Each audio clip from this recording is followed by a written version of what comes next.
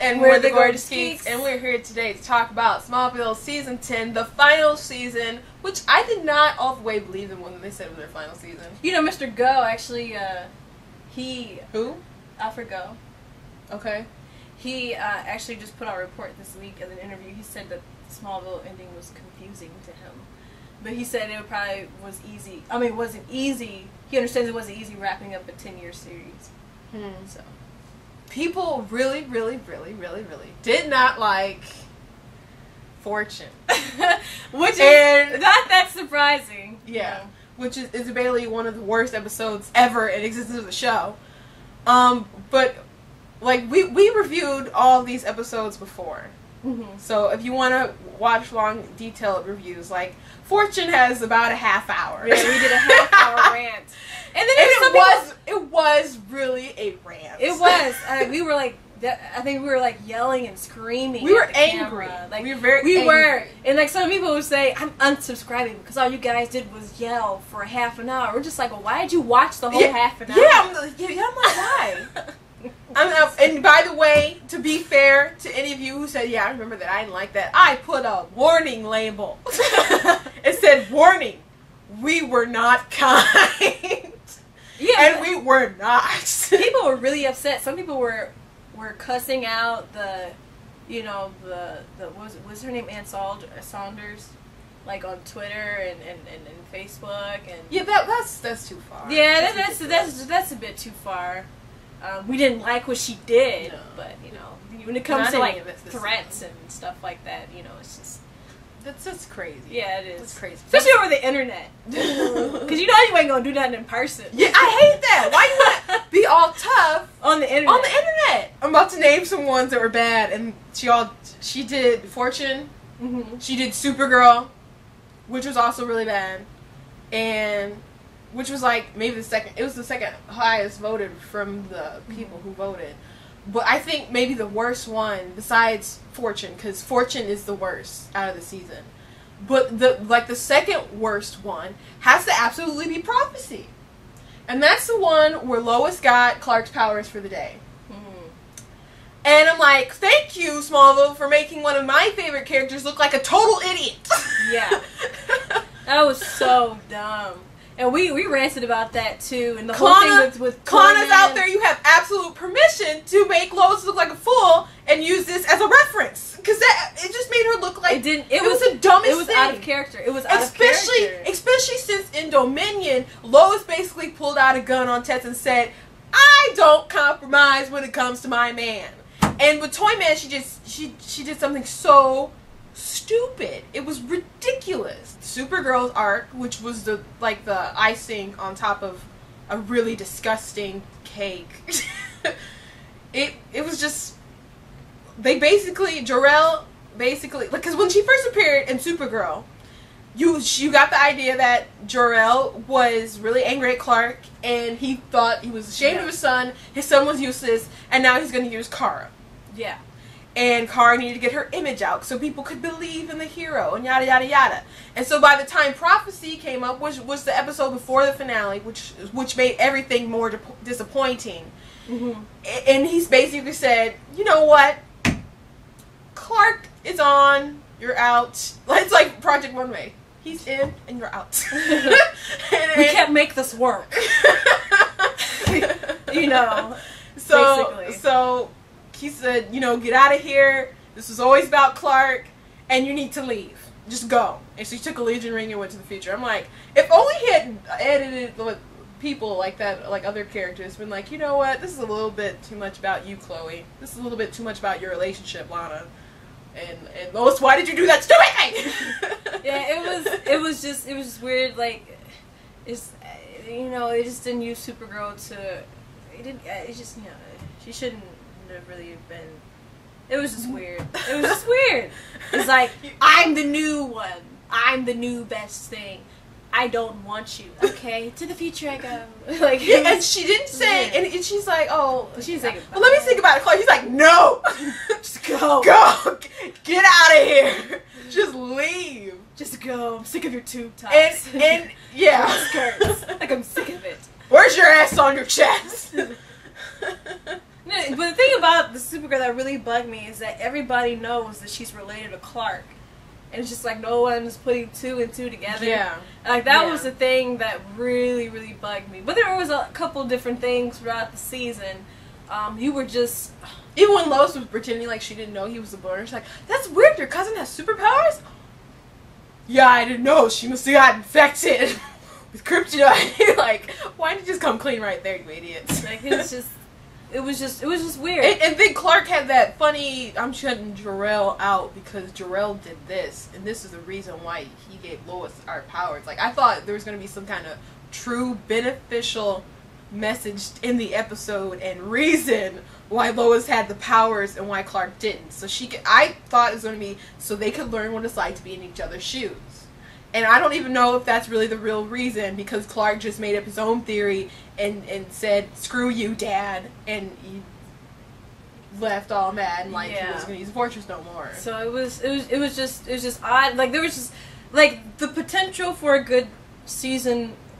And then after that episode, not only did he shut Jor-El out, he was like shutting out everything, shutting out the farm, shutting out his dad's memory, like all of it. He was like ready to move on, and then Martha had to bring him down a couple pegs and said, no, you have to remember and move on. You can't just forget about it.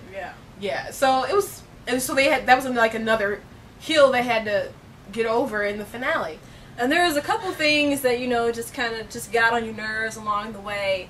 Like all the movies. They decided to copy. Yeah, a lot of the parodies. Well, it's just certain things, it's okay to do, but when you've only got like 3 episodes left, stop and get to the story. Stop the parodies and get to the story. That's what it's like. It's okay that Smallville did an episode that was like Saw a couple seasons ago. If the episode was done well, it was a bad episode. Yeah, it was. But Fortune was like Hangover. Masquerade was date night to a T, even to the black and the white cop. It was date night. Oh my gosh. I couldn't... Stealing the reservation, and... It was so... I'm like, why... What? Like, it was just so crazy because they decided to take on Darkseid, and we've said this many times before. It was the wrong choice. Darkseid is way too big for the show to take on. Especially, not just issues with how they would write it, issues with the budget, because he never really did take on... He was always this smoke monster, and lost at that. Right. And so it was, and it was just too... And in the end, how Clark defeated Darkseid really did not justify him being on the show, especially since it was like, he's the villain of the season. And it just, when you don't have a formidable fight on your hands, then it just crumbles everything, basically, that you have led up to. Yeah, and then the thing, man, Oliver was just... And we've said this like the past, I don't know, 4 seasons, things that we've done. Oliver just was not Green Arrow. No, he was not Green Lantern. It sickens me. Green Arrow. He just was not Green Arrow. Not the same character he was when he first appeared on the show. And he never really got back to that. And then how he took out Granny Goodness and all of them in one shot. Yeah, and that goes another thing, was too anticlimactic how it took people down. The true villain of the story was really Clark's own mind.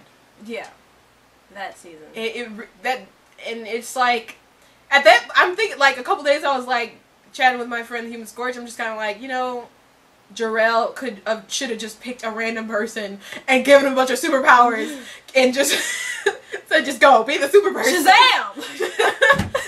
Yeah, they should put Shazam on, so he should have just gave him Shazam. Just give him some Kryptonian ring or something. Some kid wanders in the fortress and messes with the device and some kind of lightning bolt. Yeah. Why did you choose me, mysterious crystal computer guy? My son's confused. You better hope he doesn't get right, because you're going to the future. Right. Right. And so, it was all about Clark's mindset, because we were complaining about Clark flying, and I'm like, well, at least in season 9, they admitted that it's a mental thing why he can't fly. There's no reason why he can't do it physically. It's all a matter of his mind. Everything was about something wrong in his brain, and basically was he needed to accept who he was. You know, and Superman, you know, a lot of times there have been a lot of stories in the comics of him, you know, coming to terms and having issues, you know, with, you know, him being Superman and his humanity, Clark Kent's side. Yeah, like sometimes that. there's issues, you know, stories, whatever. But you know, but when they try to use that, but they try to use dark side into that. But it's just, it was you know. But in the comic books, there's nothing ever been feelings that were that intense to justify this 10-year emo session. Yeah. So, I mean, he's had a lot of crying scenes that weren't really crying scenes. You know, he just kind of makes a face and is like, you know, because if anything, he should have solved a lot of those issues in season 8, not bring him on through 9 and 10. Yeah. So, because season 9 was like his season of darkness, which he kind of got over with really quick. They kept returning to that same issue. You know, when you just, it's like he grew the first couple of seasons, and then he was just like the same. It was you know, it was odd. There's a lot of different things. Like I said, we've commented on all these episodes before, and so there's a lot of different. We could be here all day talking about the things that we, you know, nitpick that we didn't like about. Collateral's bad too. I'm just throwing that out there. Collateral. Which one's Collateral? Is that the Matrix one? Yeah. You can look up these reviews. We did review every single episode. Every single one. We did every single episode of season 10. Yes, we did. Okay. So long ago. And like part 2 didn't quite do. Part 2 of the finale didn't quite do it for me. Yeah, part 2 of the finale didn't. You know, a lot of people people have been. Some people voted for it for best. But there are more people voted for for the worst. Because a lot of people were really upset that they never showed Tom Welling in the suit. I didn't personally. I didn't take it. You know what? And I've said this before. I did not care that much because I didn't think they were going to show what they did.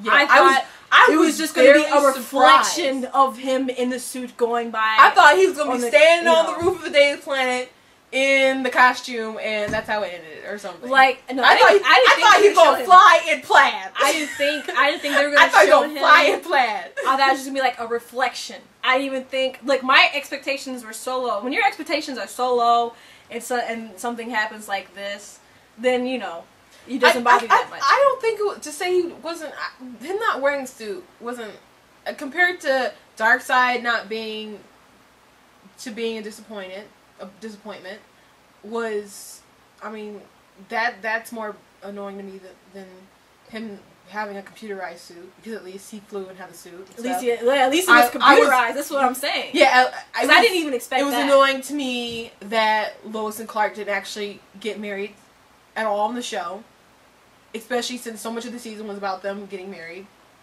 Yeah.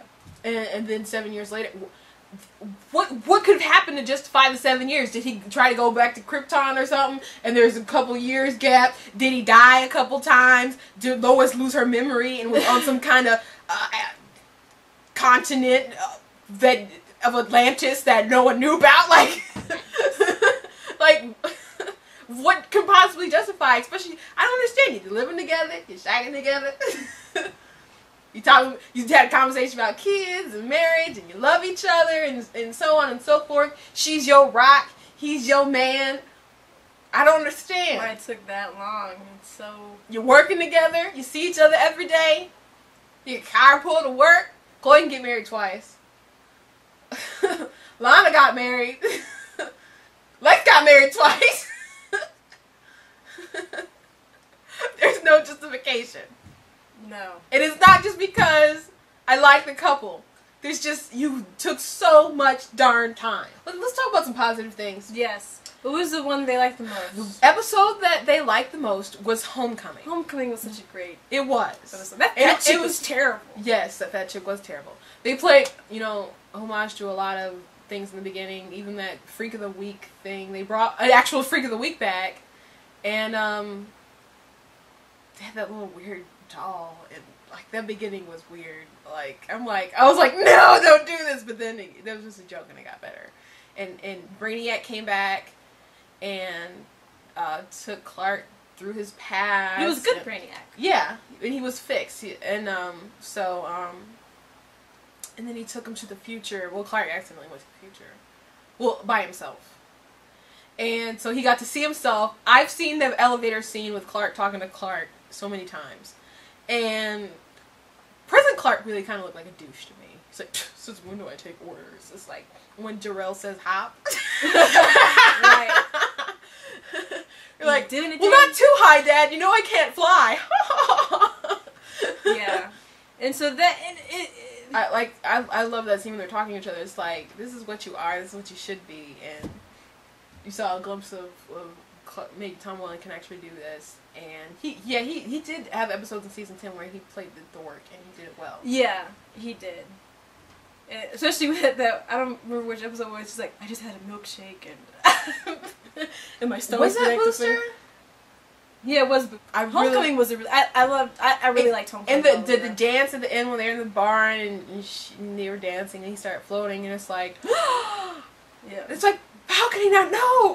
You're like, Mom, he floated. Did he fly? Mom, he floated. Did he fly? Yeah. But he floated, Mom. He didn't fly. Like it was terribly romantic, and so I liked the future bits. I liked him kind of going through his past and dealing with his issues that he didn't know that he hadn't dealt with.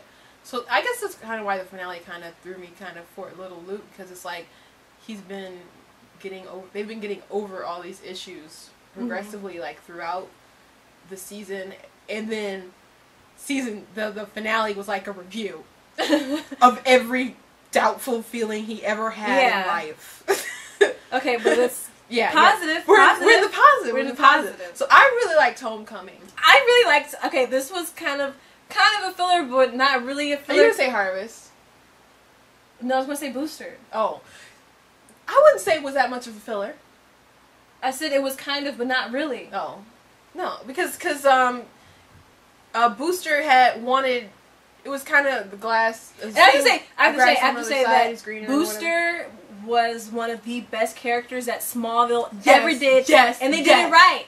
Yes. They did it right, and I was like so proud of Tom Welling. They did him better in 45 minutes than they've done Superman for 10 years. They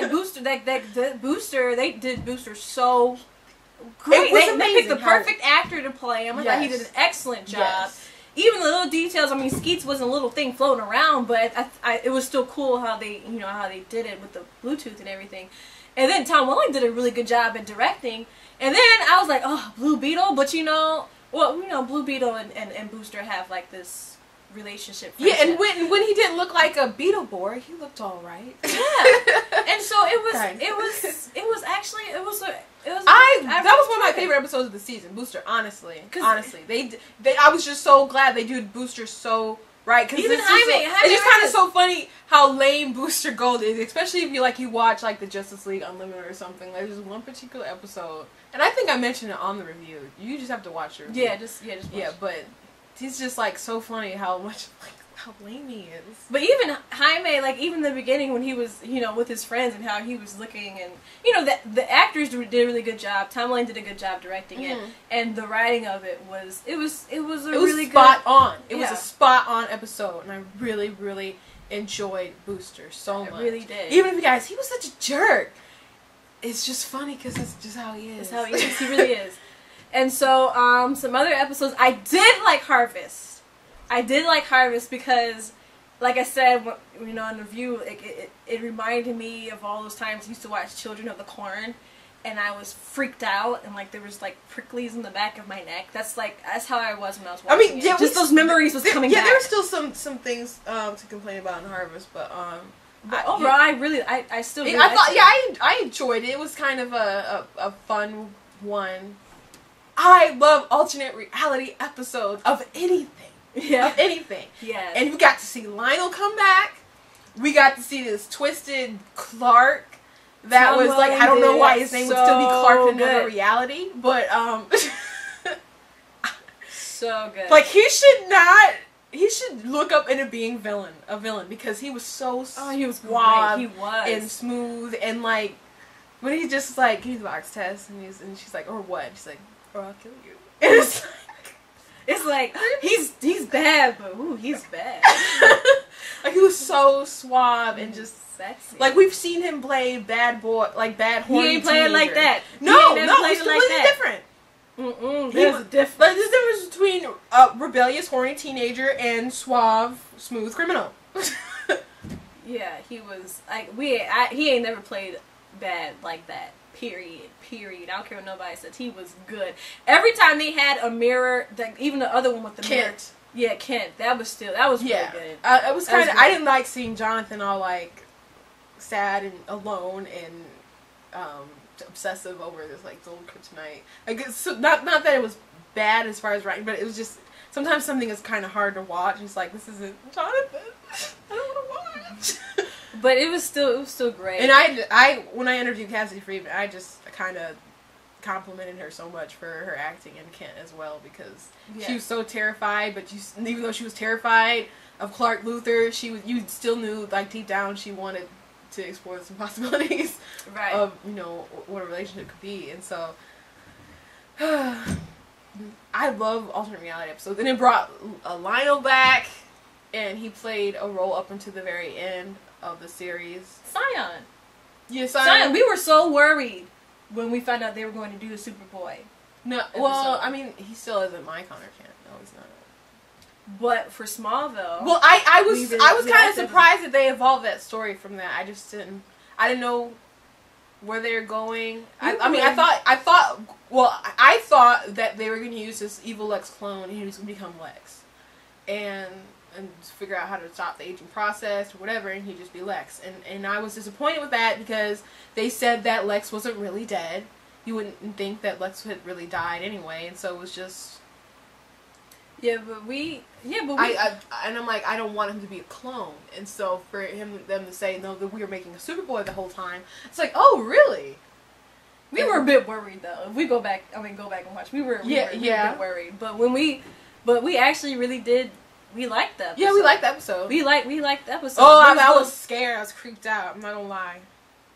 I'm like, Lois, you about to get raped? I was like, oh, what's he going? It's a kryptonite! It's a kryptonite! we were freaking out of it. Now, what they did with him after that episode, who knows? Lord knows. Who knows? Maybe he's in the future. No, maybe he's in the past. Maybe he's in the past, future, who knows? No, Jor-El sent him to the future and said, we're going to get you when it's actually time. Just when you go appear. Or maybe he's in an icicle. Maybe. I don't know. Popsicle. It was what they did with the story, apparently Jor-El just has a bin of people, like, when he just uses when he wants to. Like Kara in the cave. I'm talking about the first Kara, not the real Kara. You know what? I know we're supposed to be the positive right now, but I just gotta throw out that Patriot was so bad. Patriot was bad. ISIS was bad. When you see Deathstroke in the comics, you just don't expect to see what they had on Smallville, and that was my main thing. That was probably the second worst villain adaptation. Because nothing was just beat Mesoplex. Yeah. But I was so angry. I mean, yeah, when they made him be a cyborg or whatever, and they made him flip and stuff, it still wasn't the same. And then Clark just put him in the Phantom Zone. He just put him in. Yeah. Bloop. It was funny. Like, dang! You acting like Jor-El! Acting like your daddy. What was the episode when he went to the Phantom Zone with all of Dominion?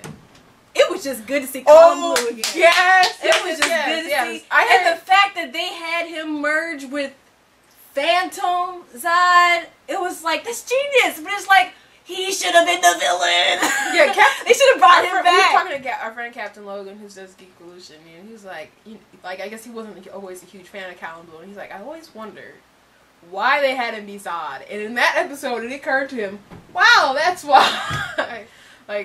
I don't know what he did, so it was so much different, but I don't know. I really liked it. When he was sitting on that throne, it kind of brought me back to the days of Xena with Ares, when he was not that he was as hot as Ares, though, because there is no other man, I swear. Ares God of War, but God don't make him like he used to. But it was not. Some of the slow motion stuff was starting to get on my nerves. Yeah. Some shots were like, why did you make that part slow motion and not that part slow motion? Like, you could tell they were trying to do like a 300 thing, but some parts it worked and some parts it didn't for me. But it was just that idea of those two merging.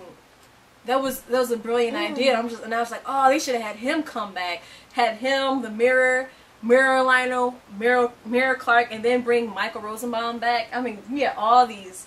That would have been a great season instead of just going with, you know, Darkseid.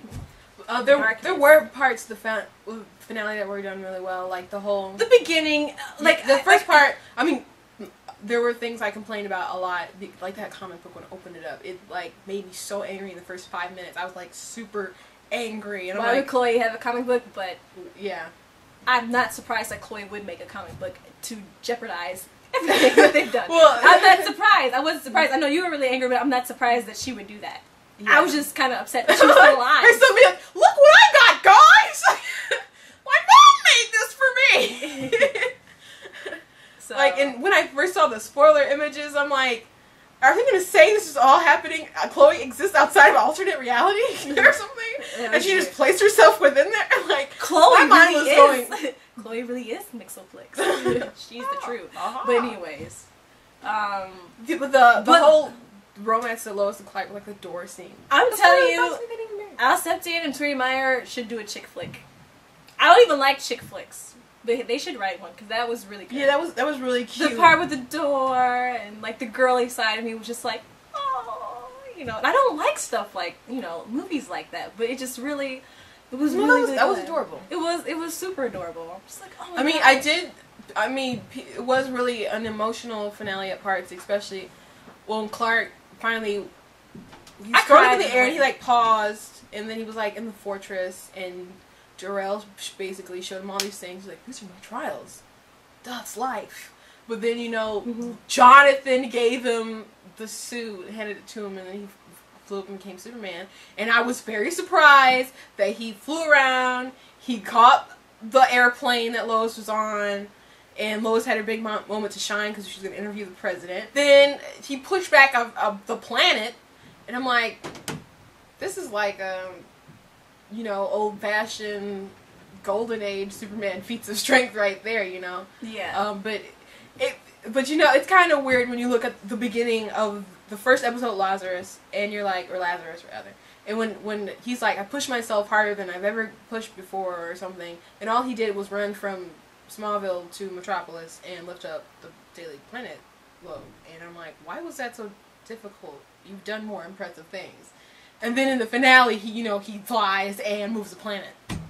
I'm like, wow, that's an impressive 20-something episodes to get you that point. Things change when you believe. Yeah, things change when you believe. You got to believe in yourself. Ooh, yeah. So, you know, and so overall, season 10 was like, I don't even know what to say. Like, it was kind of like it's like I'm juggling like 3 balls and like 2 of them are bad and after 9, whichever one. You know, all my life I've been thinking when they end the show, I'm gonna, like, we rant about it and we talk about it like a dog, and I'm like, I'm gonna miss this show when it's gone. Yeah. But after season 10, I'm like, I don't really miss you. It's like it was your time to die. Like, it was your time to go. It was your time. It was your time to go. They couldn't even. I can't even. Not that I didn't enjoy things from season 10, because there were things that I really, really thoroughly enjoyed. But it was like, it's time. Well, tell us what you think about what we've said today about the season 10. And go to our website, because we have to have our final episode battle. You voted and we've picked our favorites and our least favorites throughout all the seasons. And so now we're going to go to thegorgeousgeeks.com and vote on our favorite and least favorite episode of all time. Our opinion, we don't have an extra poll or whatever. This is all a vote based off of everybody. Yes. And we'll pick the best and the worst. And also we're going to have another poll of, you know, best and worst actors and favorite guest stars. Best portrayed characters. Portrayed character and portrayed character. And we'll have our own little award show that we'll do. And so, anyways, go to gorgeousgeek.com and do that. So, anyways, I'm Katrina. I'm Christina, and we're the Gorgeous Geeks.